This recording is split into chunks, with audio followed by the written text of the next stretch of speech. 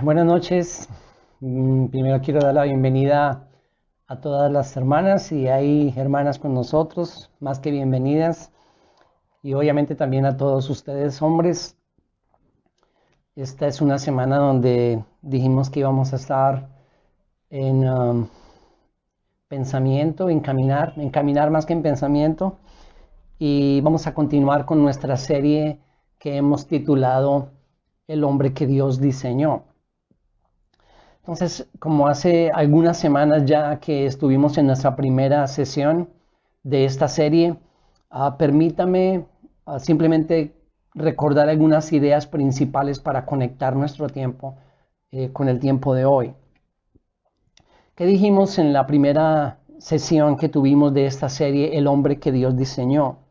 Dijimos que fuimos creados, que no evolucionamos. Nosotros no nos comemos ese cuento de la teoría de la evolución de Darwin. Nosotros creemos que Dios nos creó y que Dios nos creó, dijimos también, parecidos a Él. Eso es lo que la Biblia nos enseña. Ahorita más adelante vamos a estar ahí, pero Génesis 1:26 dice que Dios nos hizo a su semejanza, a su imagen y semejanza. Así nos creó, parecidos a Él. Y dentro de esas muchas características que nosotros tenemos de Dios, ya que fuimos creados a su imagen y semejanza, y fue la única cosa en la creación, o la única criatura en la creación que la Biblia dice que Dios creó a su imagen y semejanza, fuimos nosotros los hombres. Dentro de esas muchas características, por ejemplo, la moralidad y la espiritualidad son únicas al ser humano, de toda la creación de Dios. Características como esas, moralidad y espiritualidad. También cuando pensamos en qué nos parecemos a Dios, dice John Piper lo siguiente, abro comillas, la humanidad fue creada para ser una imagen gráfica del Creador, una representación formal, visible y entendible de quién es Dios y cómo es Él en realidad, cierro comillas. También hablando de esa semejanza, de esa imagen y semejanza que nosotros tenemos del Señor, del Creador, dijimos que el hombre, después de la caída en Génesis 3, no perdió esa imagen, porque luego encontramos que en el Nuevo Testamento se nos habla otra vez del hombre creado a la imagen de Dios. Santiago dice eso. Entonces el hombre no perdió esa imagen, pero después de Génesis 3 fue distorsionada grandemente. Por supuesto que fue distorsionada esa imagen. Al mismo tiempo no podemos olvidar, y si ya quieren ustedes, por favor, vayan a Génesis, ahí en sus Biblias. También quería decir que si algunos de los que están escuchando no pudieron estar con nosotros o todavía no han visto el video, está ahí en el canal de YouTube, Centro de Pensamiento y Caminar Cristiano, y está bajo ese título, El hombre que Dios diseñó 1. Entonces pueden ir y pueden repasarlo ahí. Pero si vamos a Génesis 1 en nuestras Biblias, algo que necesitamos entender cuando hablamos del hombre hecho a la imagen de Dios y luego el hombre caído en Génesis capítulo 3, después de Génesis 3, tenemos que entender que el hombre de Génesis 1, 26 y 27 ya no es exactamente el mismo de Génesis 4. Y la vez pasada también dijimos que después de Génesis 4 comenzamos a ver toda la degradación en diferentes formas de la raza.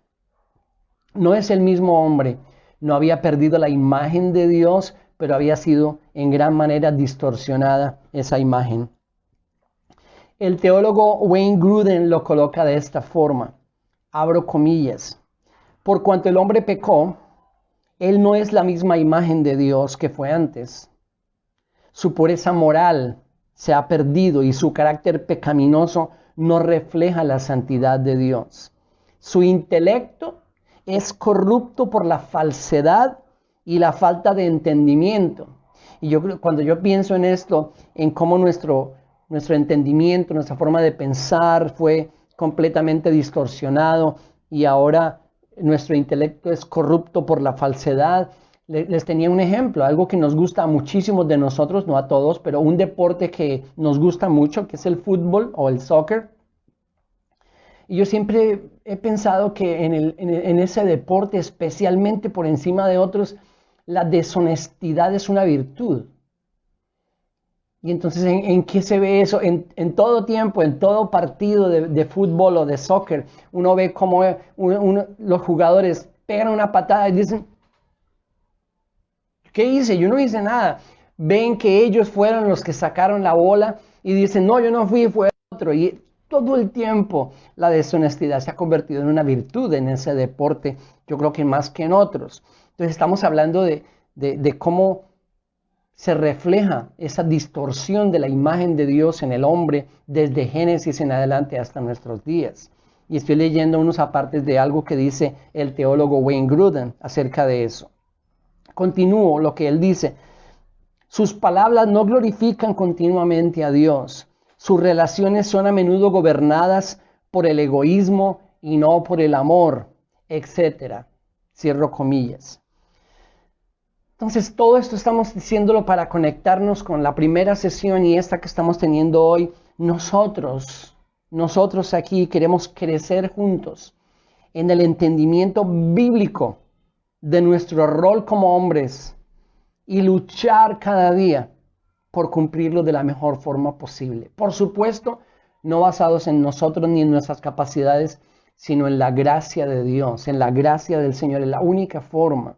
Pero nosotros queremos crecer juntos en ese entendimiento. Todos estos tiempos que tengamos para hablar de hombres, o el jueves, Connie hablando de la mujer que Dios diseñó, es porque realmente estamos en serio, estamos interesados en que ese proceso del cual estamos hablando se dé en nuestras vidas, sea una realidad, produzca cambios, produzca fruto en nuestro diario vivir, en las decisiones que tomamos, en la forma en que vivimos como hombres o como mujeres. Ese es nuestro entendimiento, ese es mi deseo, mi deseo. Y yo sé que el de todos ustedes ahí también. Entonces, antes de mirar lo que Dios nos mandó a hacer, ya hablando de nuestro rol como hombres, tenemos que entender antes de eso la directa relación que hay entre lo que Dios nos ordenó hacer y lo que Él es. Y una vez volvemos a por qué nos creó a su imagen y semejanza y luego nos dio esas instrucciones o esas órdenes claras y las vamos a estar mirando. Pero por ahora digamos esto. Antes de entrar a mirar lo que Dios nos ordenó, tenemos que entender la relación directa que hay entre eso que Él nos ordena y esa imagen que nosotros tenemos de Él. Esa imagen que fue tan distorsionada, pero que, como dijimos en la primera sesión, lo repetimos hoy. ¿Estamos de nuevo? ¿Qué fue lo que no les agradó, lo que dije que apagaron? No, está bien, ya creo que estamos de nuevo. Entonces, estamos hablando de la imagen que Dios nos dio. Fuimos creados a su imagen y semejanza. La imagen fue distorsionada. Pero ahora nosotros tenemos que entender de la gran y hermosa posibilidad que Dios nos ha dado a nosotros en Cristo de recuperar. La vez pasada yo dije que nos habían robado ese diseño original de Dios para nosotros como hombres. Nos habían robado la verdadera masculinidad. Y en Cristo nosotros tenemos la opción, por la gracia de Dios, de recuperar parcialmente, no totalmente. Jamás llegaremos a ser perfectos aquí en esta tierra. Siempre tendremos pecado en nosotros hasta que seamos glorificados y nos vayamos por la eternidad con el Señor. Pero tenemos la opción de parcialmente recuperar mucho de eso. En Cristo tenemos esa tremenda oportunidad de recuperar lo que Dios nos ordenó hacer, esa imagen de Dios en nosotros que tiene que reflejarse en nuestro diario vivir y en la forma en que nosotros nos comportamos. Si me permiten una conclusión adelantada, la solución del hombre, de nosotros como hombres, en nuestro papel de hombre, en nuestro rol, no está en tratar por nuestra fuerza de hacer mejor las cosas. En nuestra fuerza tratar de hacer las cosas mejor en nuestra familia o en la sociedad, o como esposos, o como padres, o como vecinos, o como simplemente ciudadanos. La verdadera solución está en recuperar esa imagen de Dios en nosotros. recuperar eso que fue distorsionado. Y en Cristo tenemos esa oportunidad cuando estamos en Él. Y estando en Cristo, recuperando, en ese proceso de recuperar esa imagen que nos fue o que fue distorsionada, entonces las consecuencias son visibles, deben ser visibles, deben ser evidentes en nuestro día a día, repito, gradualmente, por supuesto, parcialmente también, ya lo dijimos, pero pueden y deben ser evidentes las consecuencias de ese proceso de en Cristo recuperar la imagen que fue distorsionada de Dios en nosotros. Eso me lleva a pensar en algo que yo quería contarles hace muchos años, siendo muy joven, más de lo que soy ahora. Conocí, estando en la casa hospedado de una familia cristiana, conocí a un hombre que me impactó por la forma en que él trataba a su esposa. Por supuesto, la buena forma en que la trataba, con cariño, con ternura, con comprensión, con paciencia, con servicio, no estoy exagerando. Y eso realmente impactó mucho en mi vida siendo un joven todavía soltero.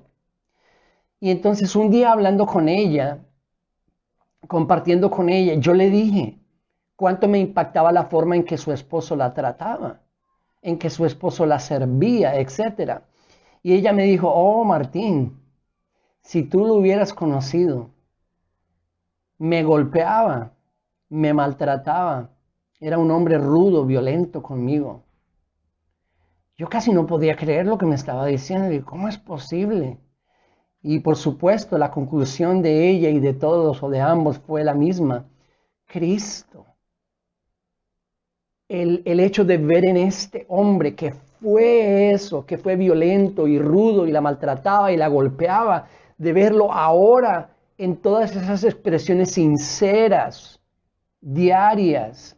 Y ella, por supuesto, reconocía, por supuesto que es el Señor. Es la obra de Dios en él a través de todos estos años. Inclusive fue muy chistoso porque ella dijo que el Señor se lo había convertido en un oso de peluche. Y yo sé que hay algunos que me están escuchando con los cuales hemos hablado de lo mismo. Hay varios osos de peluche en formación por ahí y yo me incluyo. El Señor está haciendo esa obra preciosa en nosotros de cambiarnos, de transformarnos y por supuesto que debe ser evidente con nuestra forma de vida. La única esperanza nuestra, la única esperanza del hombre de ser restituido a esa imagen de Dios está en Cristo. Vayan por favor en sus Biblias. Ahorita vamos a volver a Génesis, pero vayan en sus Biblias a Colosenses en el Nuevo Testamento. Espero que todos tengan ya sus Biblias. Yo siempre, por favor, quiero que las tengan y que revisemos los textos. Y ustedes ya saben que les pido encarecidamente que revisen los contextos. Pero en Colosenses, vayan al capítulo 3. No, perdón, capítulo 1. Capítulo 1 de Colosenses. Y miren en el capítulo 1, versículo 24. Dice Pablo en Colosenses 1:24, ahora me alegro de mis sufrimientos por vosotros y en mi carne, completando lo que falta de las aflicciones de Cristo, hago mi parte por su cuerpo, que es la iglesia, de la cual fui hecho ministro conforme a la administración de Dios que me fue dada para beneficio vuestro, a fin de llevar a cabo la predicación de la palabra de Dios. Es decir, el misterio que ha estado oculto desde los siglos y generaciones pasadas, pero que ahora ha sido manifestado a sus santos. ¿Cuál es ese misterio de los siglos, Pablo? A quienes Dios, versículo 27, a quienes Dios quiso dar a conocer cuáles son las riquezas de la gloria de este misterio entre los gentiles, que es Cristo en vosotros. La esperanza de la gloria. Es Él en nosotros. No somos nosotros. No somos nosotros de un momento a otro porque ahora somos cristianos tomando la decisión de ahora quiero comportarme mejor. No, es Él en nosotros. La única esperanza de que esa imagen sea restaurada parcialmente ahora y en plenitud y en totalidad después. En Cristo Todos nosotros, si estamos en Cristo, estamos en un proceso que tiene como meta el restaurarnos a la imagen del Creador. Ahí mismo en Colosenses, ahora miren el capítulo 3. Y en el capítulo 3, versículo 1 del capítulo 3 dice: si habéis pues resucitado con Cristo, buscad las cosas de arriba, donde está Cristo sentado a la diestra de Dios. Poned la mira en las cosas de arriba, no en las de la tierra, porque habéis muerto y vuestra vida está escondida con Cristo en Dios. Está hablando de la nueva vida, del nuevo nacimiento de aquellos que estamos en Cristo. Versículo 4. Cuando Cristo, nuestra vida, sea manifestado, entonces vosotros también seréis manifestados con Él en gloria, la glorificación. Por tanto, considerad los miembros de vuestro cuerpo terrenal como muertos a la fornicación, la impureza, las pasiones, los malos deseos, la avaricia, que es idolatría. Pues la ira de Dios vendrá sobre los hijos de desobediencia por causa de estas cosas. Versículo 7, en las cuales vosotros también anduvisteis en otro tiempo cuando vivíais en ellas. Pero ahora desechad también vosotros todas estas cosas: ira, enojo, malicia, maledicencia, lenguaje soez de vuestra boca. No mintáis los unos a los otros, puesto que habéis desechado al viejo hombre con sus malos hábitos, y os habéis vestido del nuevo hombre, el cual se va renovando hacia un verdadero conocimiento, conforme a la imagen de aquel que lo creó. Ahí está, ese es el proceso del que él está hablando, el proceso en que nosotros estamos, si estamos en Cristo. ¿Cuál es la meta de ese proceso? Llevarnos otra vez a recuperar la imagen de Dios en nosotros, que fue distorsionada. Ahora sí, volvamos a Génesis. Y volvamos a ver lo que Dios nos mandó a hacer en Génesis 1. Y estamos otra vez enfocándonos en nuestro papel como hombres. Y volvemos a Génesis 1 entendiendo que no podemos separar lo que Dios nos mandó a hacer, las órdenes que Él nos dio, de lo que Dios es. Porque nos dio esa imagen para que fuéramos un reflejo de su gloria, de su autoridad y de todo lo demás que Él es. Y esa es la obra que Él está haciendo en nosotros en Cristo. Acuérdense, nunca podemos separar esas dos cosas. Génesis capítulo 1, versículo 26. Y dijo Dios: hagamos al hombre a nuestra imagen, conforme a nuestra semejanza, y ejerza dominio sobre los peces del mar, sobre las aves del cielo, sobre los ganados, sobre toda la tierra, y sobre todo reptil que se arrastra sobre la tierra. 27. Creó pues Dios al hombre a imagen suya, a imagen de Dios lo creó. Varón y hembra los creó. En esos dos versos encontramos la primera orden del Señor para nosotros, o las primeras órdenes, porque hay varias ahí. Entonces nos hace a su imagen y semejanza, y luego nos dice que ejerzamos dominio, versículo 26, ejerza dominio sobre los peces del mar, sobre las aves, los ganados, la tierra, los reptiles, los animales, toda la creación. Versículo 27, creó Dios al hombre a su imagen, a imagen de Dios los creó, varón y hembra los creó. Versículo 28, y los bendijo Dios y les dijo: sed fecundos, multiplicaos, llenad la tierra y sojuzgadla. Ejerzan dominio, otra vez lo mismo del 26. Sobre la creación. Hay dos palabras en hebreo que se usan ahí. En el versículo 26 y 28 se usa la palabra radá. Y en el versículo 28 se usa la palabra kabash, que cuando él dice sojuzguen la tierra, kabash. Y ejerzan dominio es la palabra radá. Y esas dos palabras en el hebreo, porque estamos en el Antiguo Testamento, tienen significados muy cercanos, muy parecidos la una a la otra. Y es someter la creación, sojuzgar la creación. Después en el Antiguo Testamento a veces son usadas esas mismas palabras en unos sentidos no muy positivos. Pero aquí Dios las está usando para mandarnos ejercer dominio sobre la creación que Él nos había dado, que Él había hecho para nosotros.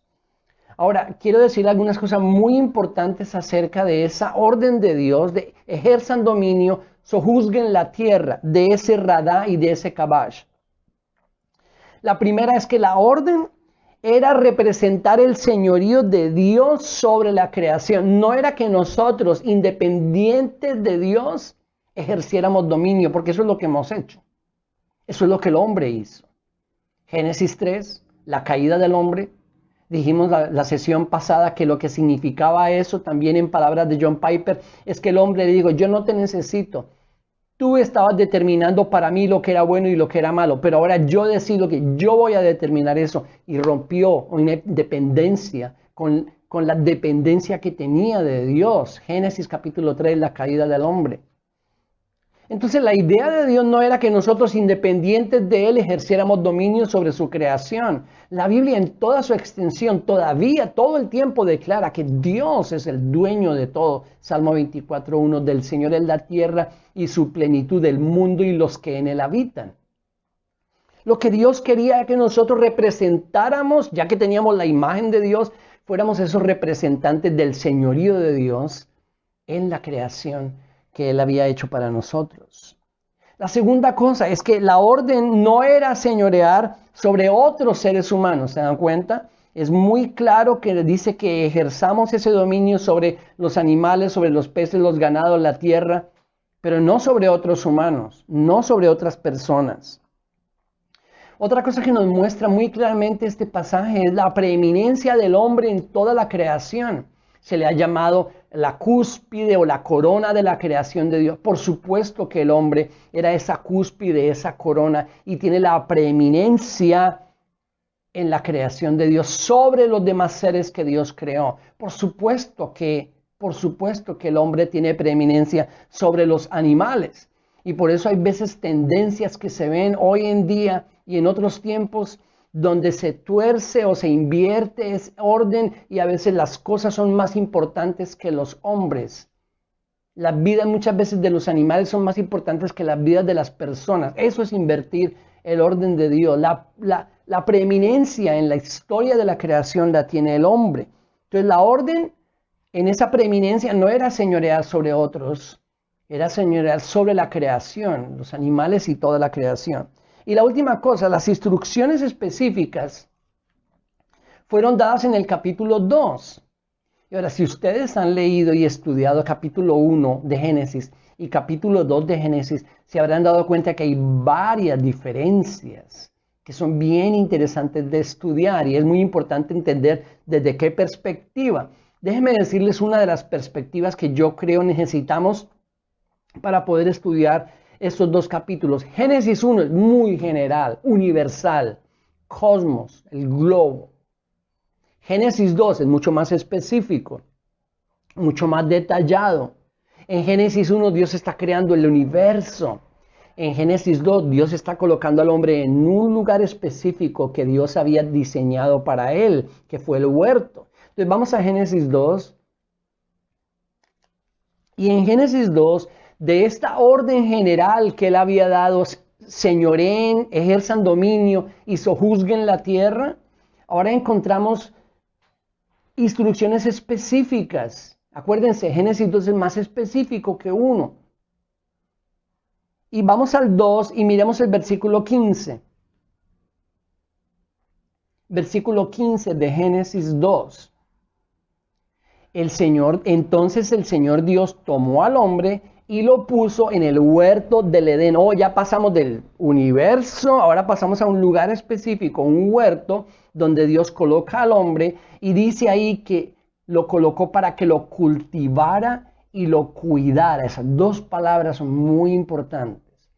¿Para qué Dios colocó al hombre? Estamos hablando de nuestro papel como hombres. ¿Para qué Dios lo colocó ahí?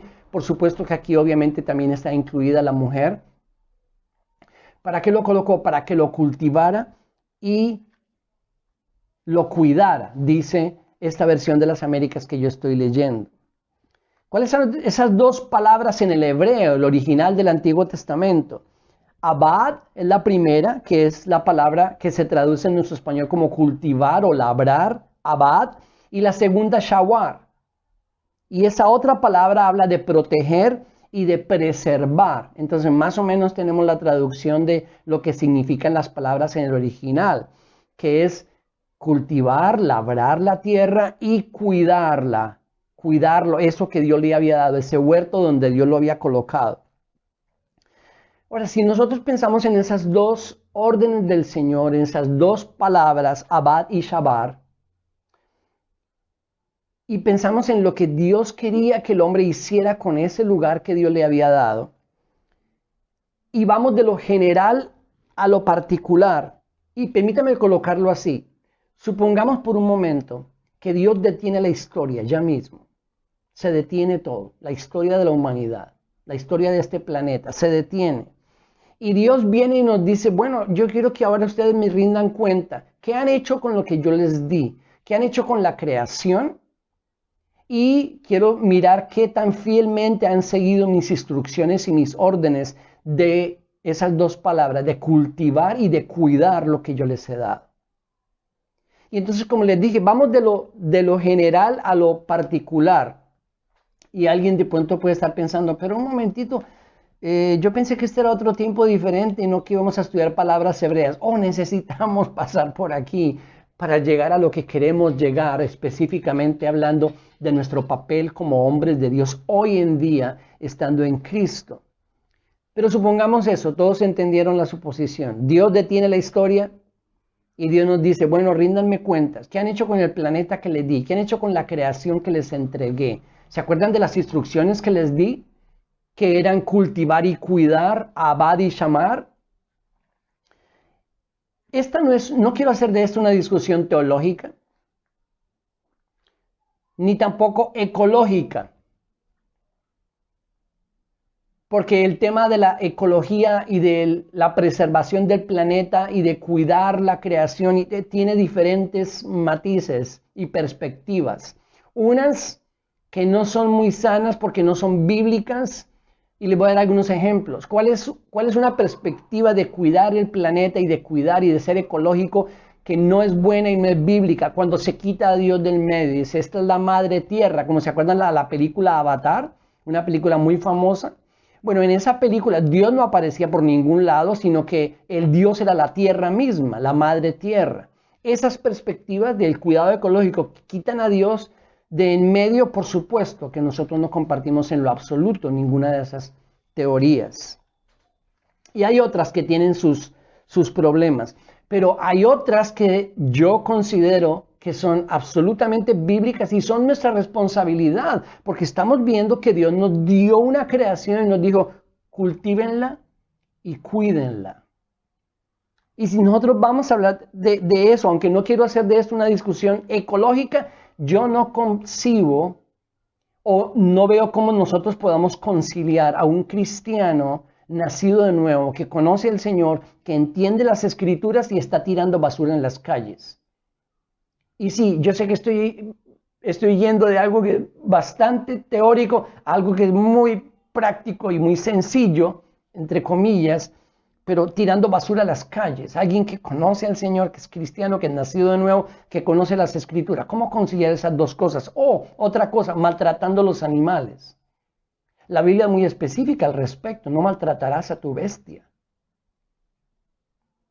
Todas esas cosas. Y nosotros en las cosas que son bíblicas debiéramos estar, no solamente participando, pero siendo cabeza de movimientos que cuidan lo que Dios nos ha dado.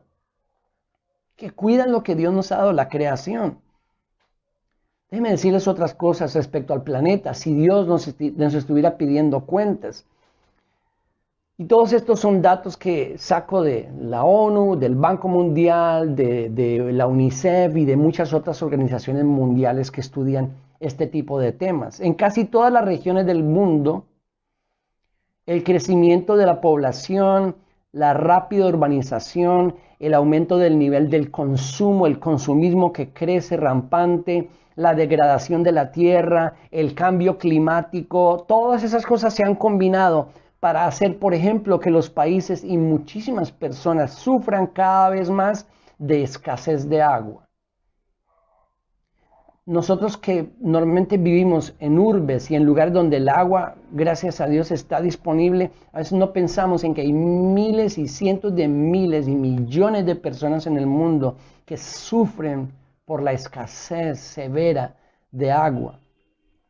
Organizaciones mundiales dicen que entre 1970 y el 2012, 1970 y 2012, las poblaciones de animales se desplomaron en un 58% debido a la destrucción de los lugares donde viven, los hábitats silvestres, la sobreexplotación de las especies, hablando sobre todo, por ejemplo, de los animales del mar, la contaminación, la invasión de especies exóticas, el cambio climático. Todo eso produjo entre 1970 y el 2012 que las poblaciones de animales se desplomaron en un 58% y muchas de esas especies o se han extinguido o están en peligro de extinguirse. La emisión de gases, por ejemplo, de efecto invernadero en el mundo que producen todos los países y las ciudades más industrializadas, alcanzaron niveles récord en el 2018. En este momento de la historia, el 55% de la población del mundo, que son más de 7 billones, vive en ciudades. Dicen los que estudian todo esto que para el 2050 el 70% de la población del mundo va a vivir en grandes urbes, en grandes ciudades. Y yo no quiero desanimarlos con esto, porque a todos nos ha causado bastante molestia el hecho de tener que, si vamos a salir de casa, tenemos que salir con tapabocas. Yo creo que debemos hacerlo. Pero escuchen eso, hermanos, porque todos estamos esperando que se acabe todo esto y que venga una vacuna y muy pronto, no en mucho tiempo, usar tapabocas será altamente recomendado en muchas ciudades del mundo por los niveles peligrosos de contaminación. Y básicamente lo que dicen ellos va a pasar es que a la gente se le va a decir, mire, si usted sale a la calle a su trabajo todos los días y no usa el tapabocas, usted está restando de su vida un buen número de años por la contaminación del aire. Aproximadamente, pasemos de eso, de lo ecológico y de la contaminación y de todo, pasemos a otro tema que es más interesante y todavía más importante. ¿Saben por qué? Porque hablamos de la preeminencia del humano, del hombre en la creación. Aproximadamente 121 millones de embarazos no planeados ocurrieron cada año entre el 2015 y el 2019. Entonces, ¿cuántos cada año? 121 millones de embarazos no deseados. De esos embarazos no planeados, el 61% terminó en aborto. Es decir, 73 millones de abortos por año en el mundo entre el 2015 y el 2019. Estamos hablando de 73 millones de homicidios desde nuestra perspectiva.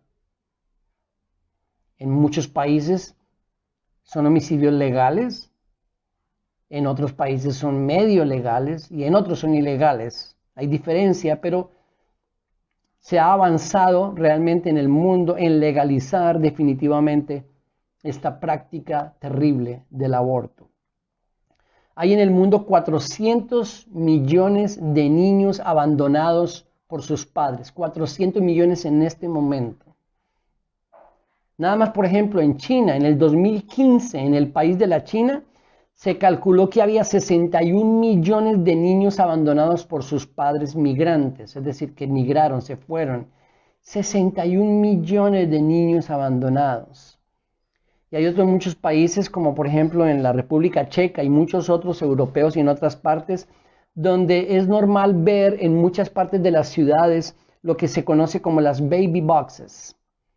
¿Qué son esas baby boxes, las cajas para bebés? Son lugares donde la gente puede ir y de una forma segura, entre comillas, dejar los bebés que no quieren, abandonarlos. Y entonces no es sino que abren una escotilla o lo que sea y colocan el bebé ahí, cierran otra vez, como cuando la gente iba a hacer depósitos bancarios, así, pero son para bebés que no desean. Entonces, para que no los tiren a las calles o los maten, entonces hay lugares donde pueden ir y dejar los bebés ahí y abandonarlos. Podríamos seguir hablando de violencia contra la mujer, la vez pasada hablamos. Podríamos hablar de violencia contra la niñez, podríamos hablar de la desigualdad social, de los más desprotegidos en los conflictos y las guerras, podríamos hablar de desnutrición, etcétera, etcétera, etcétera. ¿Qué respuesta podría darle el hombre a Dios pensando en ese primer mandamiento de ejerzan dominio sobre la tierra? Y en el capítulo de Génesis, cultívenla y cuídenla. Es muy posible que algunos se estén preguntando, ¿qué tenemos que ver nosotros con todo eso?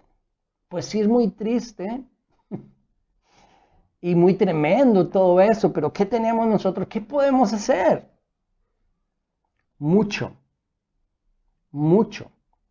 Iniciemos por examinar detenidamente y con toda seriedad cómo estamos cumpliendo esas órdenes del Señor, esas instrucciones claras y detalladas del Señor, ese abad y ese shamar. ¿Cómo estamos cumpliendo esa orden de Dios en nuestra casa, con nuestra familia? Antes de pensar en el planeta, no excluyéndolo, pero antes de, comencemos por pensar y meditar y examinar detenidamente cómo estamos nosotros cumpliendo esa orden del Señor de cultivar y cuidar nuestra casa, nuestra esposa, nuestros hijos. Antes de pensar en el planeta, porque realmente sería una desfachatez estar haciendo cosas por ayudar al planeta si tenemos abandonada nuestra casa y si no estamos ni cultivando ni cuidando nuestra familia, que es nuestro primer núcleo. Si volvemos a la orden del Señor detallada en Génesis 2:15 y volvemos a esas palabras, y ahí lo tenemos por favor en el capítulo 2 versículo 15, la primera palabra abad, que es la que en nuestras Biblias aparece en muchas versiones como cultivar o labrar la tierra o el huerto. Esa palabra significa trabajar y labrar. Y después vamos a hablar más de eso porque no estamos hablando de un acto espontáneo, estamos hablando de un proceso que requiere esfuerzo, planeación, dedicación, disciplina, amor, entrega. Abad. Y la segunda es shamar, que significa proteger y preservar. Proteger y preservar. Repito, en nuestras Biblias, en la versión de las Américas, si no estoy mal, en la Reina Valera y en otras aparece como cultivar o labrar y cuidar. La palabra abad significa trabajar, labrar, y la segunda, shamar, significa proteger y preservar. Y esa misma idea de esas dos palabras, de esa orden detallada del Señor en Génesis 2:15, la encontramos una vez más en Efesios capítulo 5. Vayan por favor a Efesios 5 y les prometo que en unos minutos voy a terminar. Efesios 5, en el Nuevo Testamento. Y vamos a ir en Efesios 5 al versículo 28. Y aquí ya estamos entrando en nuestro primer campo, en nuestro primer huerto, en nuestro primer núcleo de la sociedad, en nuestra familia. Estamos hablando de nuestra esposa, de nuestros hijos, estamos hablando de las personas que nos rodean, nuestros semejantes, en ese orden de prioridades. Pero miren lo que dice Efesios 5:28. Así también deben amar los maridos a sus mujeres como a sus propios cuerpos. El que ama a su mujer, a sí mismo se ama. Porque nadie aborreció jamás su propio cuerpo, sino que lo extrefo, palabra griega, extrefo, y lo talpó, esa es la otra palabra griega, sino que lo sustenta y lo cuida. Y aquí lo que viene es mucho más tremendo e importante todavía. Así como también Cristo lo hace con su iglesia, Cristo con los suyos, Cristo con su cuerpo, Cristo con su novia. ¿Qué hace él? La extrefo y la talpó. ¿Qué significa eso? La sustenta y la cuida. Esas dos palabras son absolutamente importantes, interesantes. Déjenme decir el significado para terminar. Extrefo, palabra griega que se usa en Efesios capítulo 5, versículo 29. sino que lo extrefo y lo talpó, lo protege, lo cuida y lo sustenta. Ahora, la palabra extrefo, ¿qué significa? Es el proceso de nutrir a alguien hasta la madurez. Me encanta el significado de esa palabra en el original. Es el proceso, repito, de nutrir a alguien hasta el proceso de madurez. Hasta que está nutrido, maduro.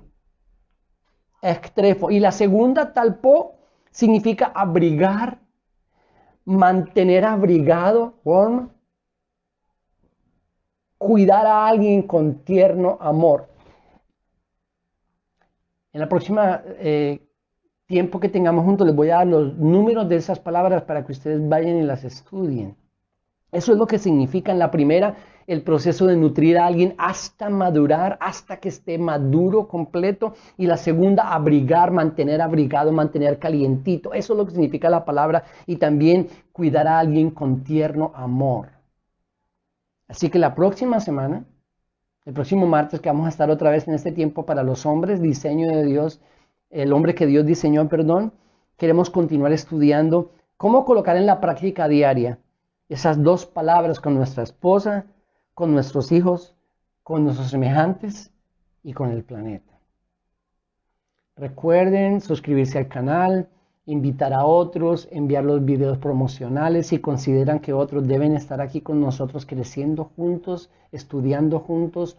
Los queremos mucho, cuídense, oremos los unos por los otros. Cualquier comentario, cualquier pregunta, por favor, aquí en Facebook lo pueden dejar, aquí en la página de Facebook.